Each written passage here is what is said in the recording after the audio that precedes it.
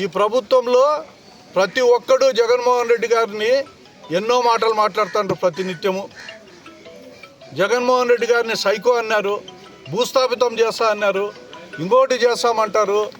ఏమంటే అది మాట్లాడుతుంటారే. మీ పైన కేసులు ఉండవా? మీరు సచివులా?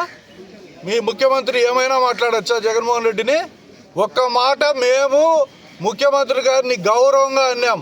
ఇది ఒక దుష్ట పరిపాలన. మళ్ళా చెప్తాడా, నేను చెప్పిన ప్రతి ఒక్క విషయము కూడా ఈరోజు కూడా కట్టుబడే ఉండా. వెనక్కిపోయే సమస్య లేదు. జగన్మోహన్ రెడ్డి గారిని మీ ఇష్టం వచ్చినట్టు మీరు మాట్లాడతారు. మిమ్మల్ని మీరు చెయ్యని విషయాల గురించి మేము ప్రస్తావన చెప్తే మీకు బాధ. ఏమయ్యా, మిమ్మల్ని మీరు నియంత్రించుకొని రాజకీయాల్లో ఉండే శక్తి మీకు లేదా? దేవుడు ప్రసాదిస్తాడేమో, దేవుడిని ముక్కోండి. మిమ్మల్ని ప్రజలు ఎప్పుడో తిరస్కరించినారు. రాబోయే ఎన్నికల్లో మీకు డిపాజిట్లు రావు.